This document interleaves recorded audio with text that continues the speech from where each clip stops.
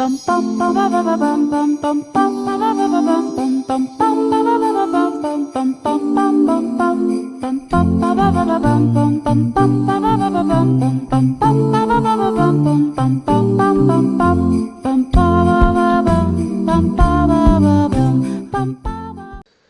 morning and welcome to half-yearly examination 2020 revision for 7th standard part 2.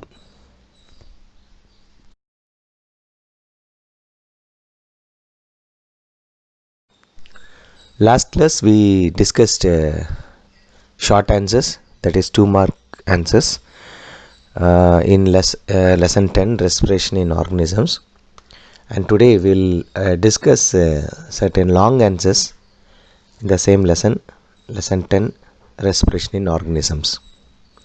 The first question is differentiate between aerobic and anaerobic respiration. By this time I hope you are very aware of what is meant by respiration, the difference between breathing and respiration. Okay, so I can say in short, breathing, which is none other than extracellular respiration that takes place in the respiratory tract, starting from nose, pharynx, larynx, bronchus, bronchioles, lungs, alveoli. Whereas respiration, which is otherwise known as intracellular respiration, that is, the oxygen that is obtained from breathing is taken to each and every cell of the living organism, whatever the organism is, and inside the cell glucose breaks to give energy, and that process is known as respiration or internal respiration. So even last class we learned about this, that is respiration can be classified into two types as aerobic and anaerobic respiration. Aerobic respiration, first of all, it takes place in the presence of oxygen, whereas anaerobic respiration takes place in the absence of oxygen. That is, if there is no oxygen, aerobic organisms will die. But anaerobic organisms, they don't need oxygen, but they need some other gas. Using that, which it breaks the glucose into energy. So this we discussed last class in 2 marks. This is the first and basic difference between an aerobic and an anaerobic organism. Again I repeat, aerobic respiration takes place in the presence of oxygen, whereas anaerobic respiration takes place in the absence of oxygen. The second difference is, in aerobic respiration, glucose is completely oxidized. This is very, very important. Whereas in anaerobic respiration, glucose is partially, that is, the opposite of complete is partial. In aerobic respiration, glucose is completely oxidized, whereas in anaerobic respiration, it is not completely oxidized. So that is partially oxidized. Okay, so this is the second difference, and this is an important difference between aerobic and anaerobic respiration. And I would say because of this reason, fourth point, that is, since glucose is completely oxidized, more amount of energy in the form of ATP is released. So second point and fourth point are interlinked. Similarly, in anaerobic respiration, since the glucose is partially oxidized, it reduces only less amount of energy or less amount of ATP. So this I used to explain to the students in this way, that is, the more you read, the more marks you get, or I would say the more hard work you do, the more achievement you get, the more awards you get. At the same time, the less you read or the less hard work you put, the less reward or no reward or less awards you will be getting. So you can just compare your life with this respiration. Okay, so in aerobic respiration, glucose is completely oxidized, and because of the complete oxidation, like how you read complete, fulfill. Okay, so here complete oxidization, and because of that, more amount of ATPs, more amount of energy is produced. But in anaerobic respiration, it is not complete, it is partial, and because of that, like how you read less, you get less marks, less awards, less rewards, less achievements, like that.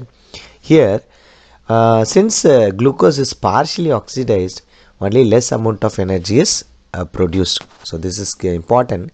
And one thing you learn from this is whenever when you learn something, it's not only I think I'm saying this many times. It's only not only for your exam, not only for your academic or mark or grade. It is for your life.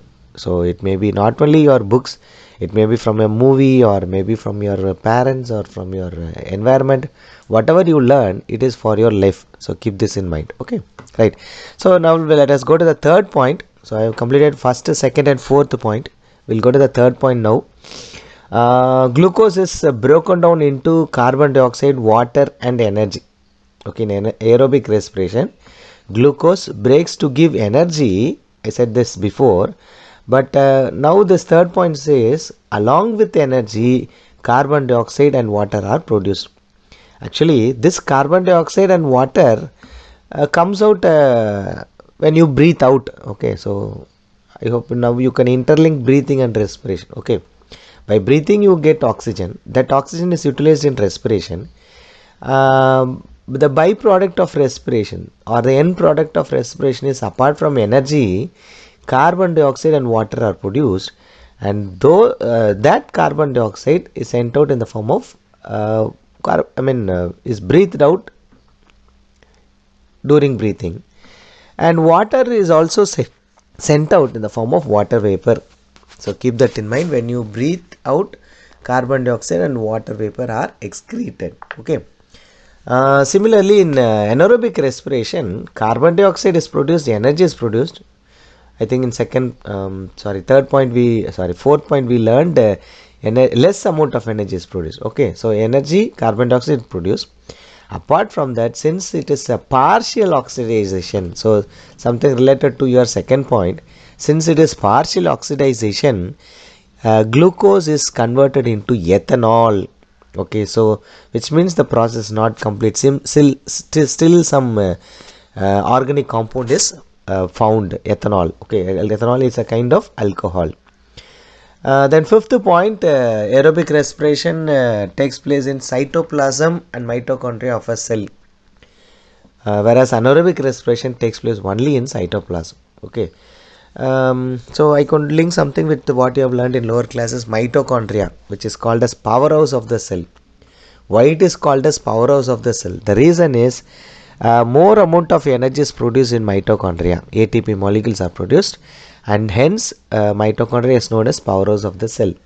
But in anaerobic respiration, cytoplasm alone is that is the only site where process takes place, and not energy is produced but not that much energy. So these are the basic difference between aerobic and anaerobic respiration. I'll give us fast summary. Aerobic respiration, presence of oxygen. Anaerobic respiration, absence of oxygen. In aerobic respiration, complete oxidization of glucose takes place, whereas in anaerobic respiration it is only partial, not complete. In aerobic respiration, glucose breaks to form carbon dioxide, water and energy, whereas in anaerobic respiration it is apart from carbon dioxide and energy, ethanol is produced. Aerobic respiration releases more amount of ATP molecules, which you call it as energy molecules, but in anaerobic respiration only less amount of energy molecules or ATP molecules are produced. Then last difference between aerobic and anaerobic is aerobic respiration takes place in cytoplasm and mitochondria. In both the places takes. Actually, aerobic respiration you have some 4 steps, 4 phases. Some phases takes place in cytoplasm and other phases takes place in mitochondria. You learn this in higher classes. But in anaerobic respiration, the process takes place only in cytoplasm. So very easy. Whenever when you learn long answers, have the points in your mind. Okay, so that points can be made into a sentence, and for this you need some English knowledge, so that you don't make any grammar mistake or spelling mistake. So when you are when you are good in English, you can just hold the points in your mind and that can be elaborated in sentences. Okay, and maybe I will add one last point which is not related to this answer, that is anaerobic respiration. We learned the last class in short answer.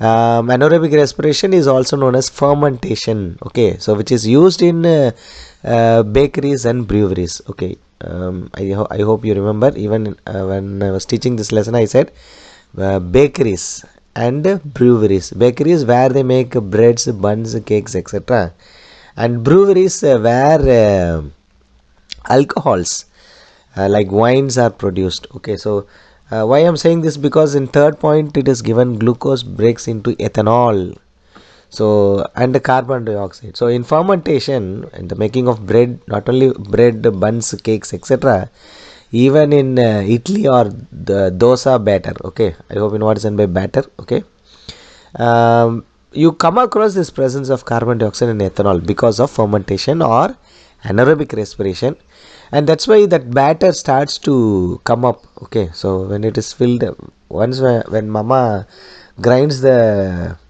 rice at black gram, she fills in a vessel. Okay, so next day overnight what will happen, fermentation takes place, and next day what will happen, the batter starts to come up, and that is because of the production of carbon dioxide. Carbon dioxide pushes the batter up. Okay, so that's one point. Then that batter is soft, and okay, that idli or dosa batter is soft, or instead of saying batter I will say idli. Okay, after baking, idli or dosa is soft, even cake, bread, buns are soft, and that is because of the production of ethanol. And that's why mama used to inoculate the bacteria found in her hand in the batter, and those bacteria actually does the process. Okay, so it undergoes anaerobic respiration, produces ethanol and carbon dioxide. That's why the batter is, or instead of saying batter I'll say cake, bread, buns, dosa, idli, everything is soft. And one more thing, the holes in these items, food items, cake, bread, bun, you'll find holes, and that is because of the carbon dioxide that is produced during anaerobic respiration. Just keep in mind, you will learn maybe more in higher classes. Okay. The second long answer is, what is the mechanism of gaseous exchange in human? That is how gaseous exchange takes place. Gaseous exchange means breathing. Okay, so what is the mechanism of breathing? That is the question actually. So we have already learned that breathing is because of several factors. The lungs expanding and contracting. Because of that, actually air goes inside and comes out, and that expansion and contraction of the lungs is actually because of various factors like your rib bones, the muscles found in the rib bones, similarly the muscles found in the back region of the chest, back of the chest. Then third, the diaphragm. Okay, so it's also a muscular membrane which separates the chest and the abdomen. Okay, I hope you know what is in the chest and which is abdomen. Okay, so these are the basic factors which involves in the contraction and relaxation of the lungs, and because of that, when the lungs expand, air from outside, that is from the atmosphere, enters into your body, enters into your lungs. You call it as inhalation. And when all these muscles contract, lungs contracts, and because of that the gas that is found in the lungs comes out.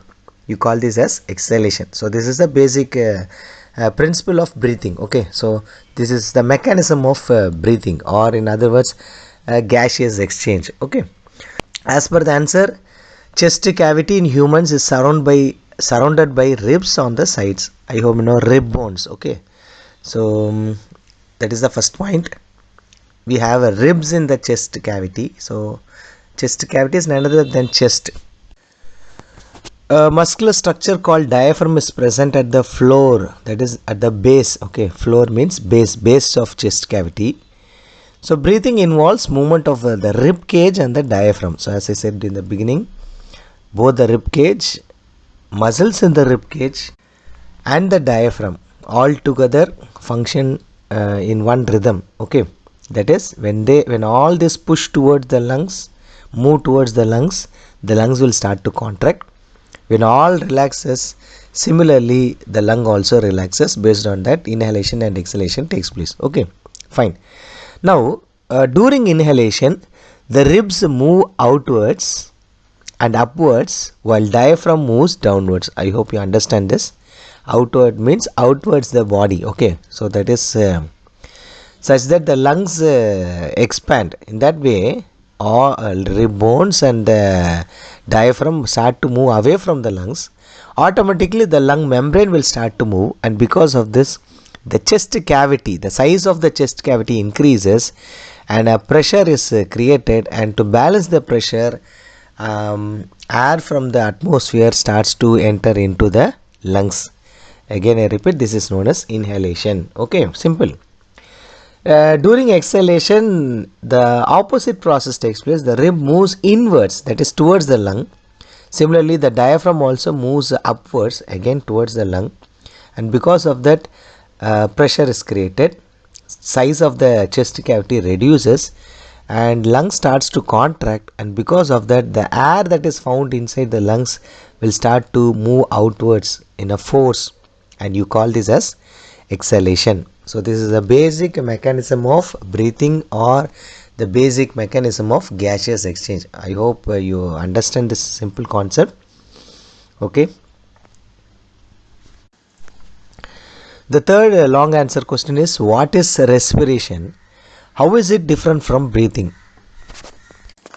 So first, what is respiration? So respiration is a biochemical process. So you can also go to the difference, where it is given breathing is a physical process and respiration is a biochemical process.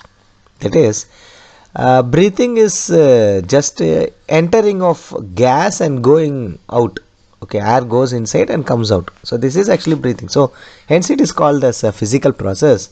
But respiration, which takes place in the cell, is a biochemical process. That is, bio, something related to living, and what is going on is a chemical process. So that's why it is called as biochemical. Okay, respiration is a biochemical process. Okay, but breathing can take place anywhere. So for example, I mean anywhere in the sense, it's like a physical, like inflating a balloon. Okay, so but respiration is not like inflating a balloon, and that's the meaning of this: breathing a physical process and respiration a biochemical process. That is, in other words, I could say respiration takes place only in all living organisms. Even though it is a chemical reaction, it takes place only in living organisms. Breathing process, it is similar to inflating a balloon. That's why it is called as a physical process. Okay, again coming back to the introduction of this answer, respiration is a biochemical process where food is broken down into carbon dioxide and water, mostly in the presence of oxygen, to release energy. So which we have learned in the first answer, difference between aerobic and anaerobic respiration. So one answer is related to another answer. So if you are learning one answer, which means a part of another answer you are learning, okay, which is hidden, right? Anyhow, so coming to the answer, food is broken down into carbon dioxide and water. One point is missing actually, and energy. Okay, food is broken into carbon dioxide, water and energy. No problem. Just read and write what is in the answer. If you want, you can add, nothing wrong. Okay, you can write food is broken into carbon dioxide, water and energy. In bracket you can write ATP molecules. Okay, mostly in the presence of oxygen. Mostly, that is, most of the living organisms are aerobic organisms, which means they need oxygen. They need oxygen for respiration, and that's why it is mentioned here, mostly in the presence of oxygen, to release energy. So if you are writing in the beginning, you don't need to write in the last. Okay, so if you are writing like this, for example, respiration is a biochemical process in which food is broken into carbon dioxide, water and energy, mostly in the presence of oxygen. Like that you can write, or you can write in which food is broken into carbon dioxide and water, mostly in the presence of oxygen, to release energy. So what I'm trying to say is that if you are using energy before, don't add that phrase later. Okay, so based on that you write. Okay, don't confuse yourself, simply follow the answer, that is easy. right? The difference between breathing and respiration. First, breathing is a physical process, whereas respiration is a biochemical process. I hope we have discussed this in the beginning of this answer. Then breathing, it involves exchange of gases. So that is the, I think, second question, exchange of gases. Breathing is none other than exchange of gases. Oxygen is taken, carbon dioxide is removed. Okay, but respiration, it involves breaking down of glucose into energy. Okay, so repeatedly we are learning this point. Okay, breaking down of glucose or breaking down of food into energy. Breathing takes place outside the cell, and that's why it is called as external respiration or extracellular respiration, whereas respiration takes place inside the cell, inside each cell in the cytoplasm or mitochondria, and so respiration is also known as internal respiration or intracellular respiration. So you can also add that point if you want. Okay, so that is breathing is also known as external respiration or extracellular respiration, and respiration is also known as internal respiration or intracellular respiration. Okay, so which means if you are adding this point, that is intracellular, extracellular, which means you are just confirming what you have learned. Okay, then last point, breathing, enzymes are involved, sorry, enzymes are not involved in breathing. Okay, but in respiration enzymes are involved. In breathing, since it is a physical process, so that's the link between first point and last point. It is a physical process, so enzyme is a chemical, so enzymes are not involved. But respiration is a biochemical process. It's a chemical process taking place in living organisms, and because of that, or it is because of enzymes. Since enzymes are involved, enzymes are chemicals. Okay, so hence it is called as biochemical process. So before I said one answer is related to another answer, now one point is related to another point. Okay, so like that you link each points, each answers, each and every subjects, so that it will be a well furnished way of learning. Okay, with these three answers we'll end today's session. So all three answers are very easy answers. Concentrate, read well and prepare well for exam. All the best. May God bless you all. Be safe in all kinds of natural calamities taking place around you. Keep on praying, not only for you, also for your parents, family, other family members, relatives, and all living organisms, especially all human beings found in this earth. There are many who are suffering outside. Keep that in mind and pray for them. Your prayers will heal them, will save them, will protect them. So since you are all kids, your prayers will be immediately considered by God and will be done. Okay, so when your prayers are done for others, automatically their prayers will be there for you. Whoever you are, you will be good in your life. You will be well furnished, getting well more achievements in your life. Keep this in mind. This I say out of my experience, maybe. Okay, so always pray for others. Thank you. God bless you. All the best.